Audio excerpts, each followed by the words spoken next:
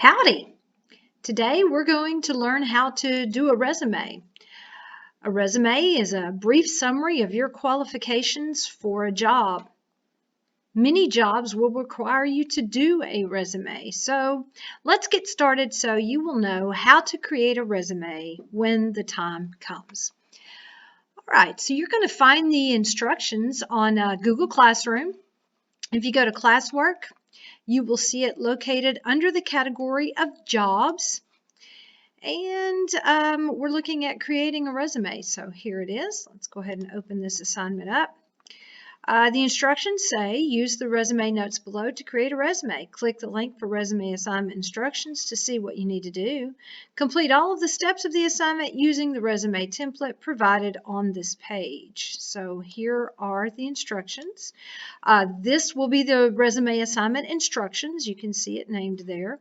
These are the notes. We're going to go over them before we begin the assignment. And then your template is located over here on the right. It'll have your name there. And the template is what you're going to use to create your resume. All right, so here we go.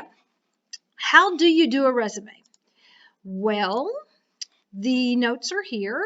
It says when you're trying to get a job, it's a good idea to have a resume. It contains much of the same information as a job application and sometimes can be used instead of an application. You just simply send your resume in. They don't make you fill out a job application. But some places make you do both. So it's a good idea to know how to do both, which is why we're doing resumes now and did job applications in the previous days. All right, the first thing to remember when you're making a resume is that you're using, of course, your own personal information, your name, your address, your email address, and phone number.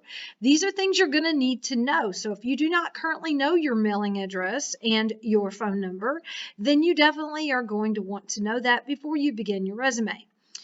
The resume can also include social media, but it's only if you use that social media for professional reasons. If you're using it for personal reasons, you would not want to share your social media accounts with employers, although some may ask to see it. So be careful what you post online.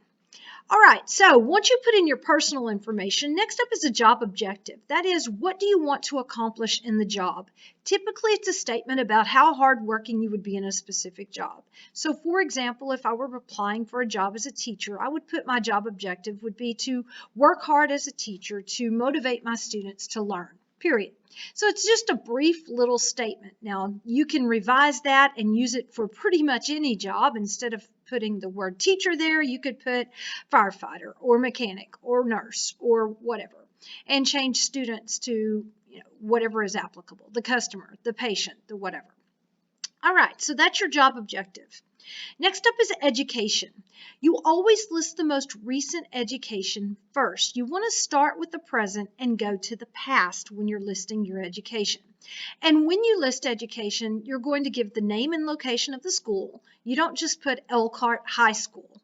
There are lots of Elkharts, and so therefore you will need, okay, so maybe there's not lots of Elkharts, but there's more than one. So you will need to put Elkhart High School, Elkhart, Texas, so that the employer knows, oh, okay, they're from Elkhart, Texas, not Elkhart, Indiana.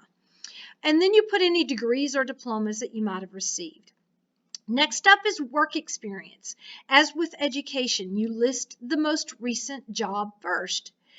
And as you're completing your first resume, you may be thinking, well, I've never really had a job, so what do I put? Well, you may not have been formally employed, but you can list any work experience you might have had. If you volunteered at the church, or if you helped your grandparents out by, mowing their grass or whatever, anything that you've done that is work, you can list under work experience. And so what kind of information will you put? Well, you'll put the name of the place, the location, an email address, and phone number of the employer, because the person that you're trying to get a job from, that company, they're going to want to contact where you've worked before to see, hey, was this person a good worker or, well, not. And so therefore, that's why you have to put that in the resume. The employer that you're trying to get a job from is also going to want to know, when did you work there? What position did you hold? In other words, what job did you do? So if you were let's say you babysat for the family down the road or what have you, then you would put the family's name, where they lived. If you have an email address, put that, but definitely give them a phone number, if not an email address. You've got to have one or the other. But for the sake of this assignment, I'm going to want both. Dates employed. When did you work there? Position held. That would be babysitter. Responsibilities.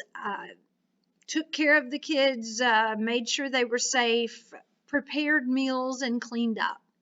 Whatever it is you did as a babysitter. You might not want to include the time you spent on your phone, because that's not really something that makes you an awesome babysitter. Next up is your supervisor. Who was it that was making sure you were doing what you're supposed to be doing? In the babysitter situation, I'm assuming that's going to be either the mom or the dad of the children that you were babysitting.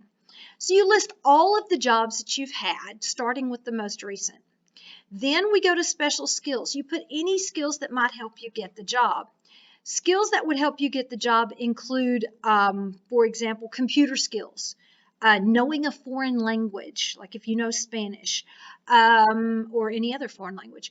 Other special skills you might have is that you're good with people. If you're really good at working with people, that's a skill. Working with the public, things like that. Those are special skills. Maybe you're good at fixing things. That would be a good special skill that you might have. You're a quick thinker.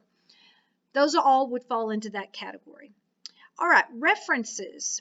All resumes need to have references on it. A reference is someone who will say something good about you and your work ethic that you are not related to. It cannot be family members.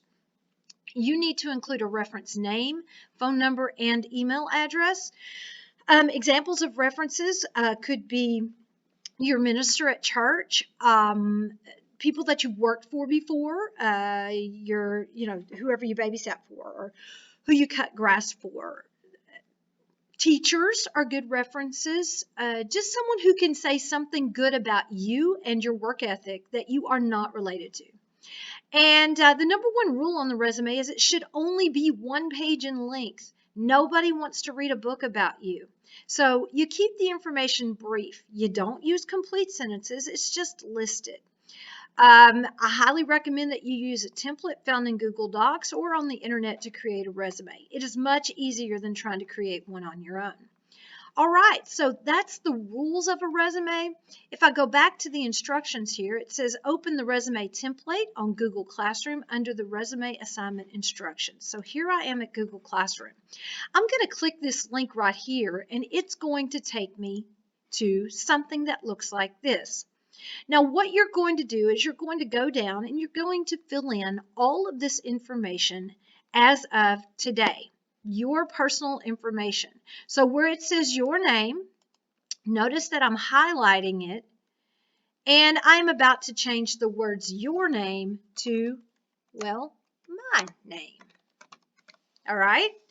And then the next thing, and notice I'm taking this piece by piece. So street address is all I'm going to get rid of right now, because if I get rid of this whole line, I won't remember what was there. So I put in this street address. If you have a post office box, you'll put that there instead. Now where the word city is, I'm going to get rid of city, and I'm actually going to put in the city of my address. ST stands for state, so where ST was, I'm going to put Texas. And then zip code, I'm going to put the zip code and then fill in the phone number. You see, I'm just taking it piece by piece by piece and filling this in. So I'll change the phone number.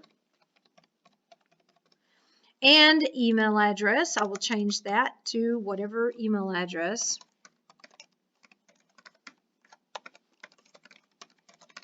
Okay, and then my job objective. And you can see the job objective is you just simply put what it says. Put a sentence about how hardworking you will be here. Obviously, we're not going to want to keep that sentence, and so we would change it. And you put something along the lines, I will work hard as a,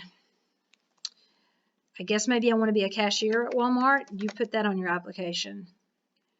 To make all Walmart customers feel welcome. something like that. Something about working hard. Skills and abilities, put any special skills that you might have. I'm going to get rid of this sentence. And notice I'm just highlighting the sentence.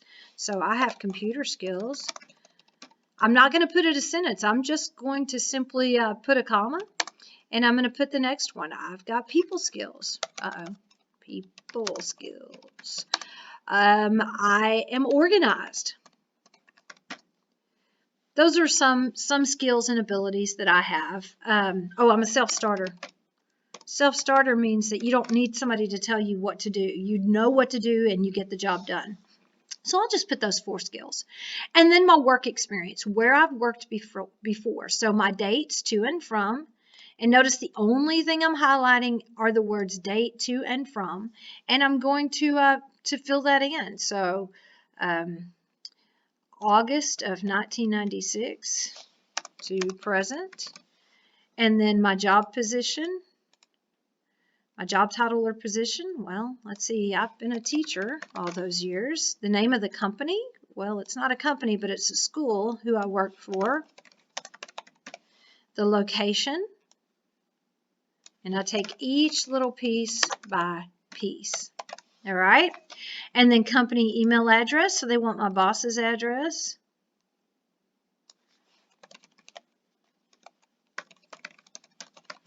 And the company phone number. Each little piece I go in, because again, if you erase the whole section, you won't remember what was where. So you've got to take each little piece by piece. Responsibility. Oh, wow, a bunch. Teach students how to use computer. Comma, grade, papers, comma, plan, assignments. Okay, well, there's more to it than that, but I'm being succinct. I'm being short. They don't want to read a book about what all I do as a teacher. Supervisor, I'm going to put my supervisor's name, and you know what? I think I'll leave the word supervisor there. Supervisor. And that one's done. And I would go back to the job I had before that and put that there and fill in the information. Now, you will probably be filling in this section with things such as babysitting, cutting grass, helping your grandparents around the house, volunteering at church, different things that were work that you may or may not have received money for. All right, going on down to education. Again, dates to and from. So I'll put in the dates that I went to school, and I'm going to list all of my education here. So dates to and from, the name of my school, the location, and any degrees or diplomas that I've received. And then I finish it up with references, the name of the person, the person's phone number and email address, and I need that for 3 different people. All right, so once you get this filled all the way in, you're then going to, let's go back to the instructions, change your file name to Your Name Resume. So I come up here and I'm going to name it My Name Resume. Now you're actually going to put in your name, okay? Not My Name Resume. All right, so it's called Mrs. Parker Resume. All right, next thing it says, change the current information to the template to your information. Yep, already did all that. So now number 4, publish your resume to the web. Hint, you will find it under the file option on the menu at the top of the page. So I go up here. I'm back to my resume. I'll go to File, and then I will go to Publish to the web, and I will click Publish and click OK, and it will publish it to the web. And then I am going to press Control-C and copy this link. And the link is what I'm going to turn into Google Classroom. So I come on over to Google Classroom. I click the plus sign for add or create, and I choose link, and I paste that in there. Now the reason why we published it to the web is because that way we don't have to try and keep up with paper documents. And it's a lot easier to share this with prospective employers if it's digital. You can just send them the link to your webpage, and they've got it right there in front of them. So it's an excellent way to share your resume easily. And if I need to go back and change something, like for example, let's say my address changes or something, I can just change it on the original document and it will automatically update it for my future employers that are going to look at this. So it's really handy. I don't have to do a new resume every single time I move or every single time I get a new job. I just simply keep it updated and add to, and it automatically updates my resume for me. So that's a benefit of publishing it to the web. All right, so we have the resume done. Looks like we've published it to the web and we've copied the link and turned it into Google Classroom. I think we're done.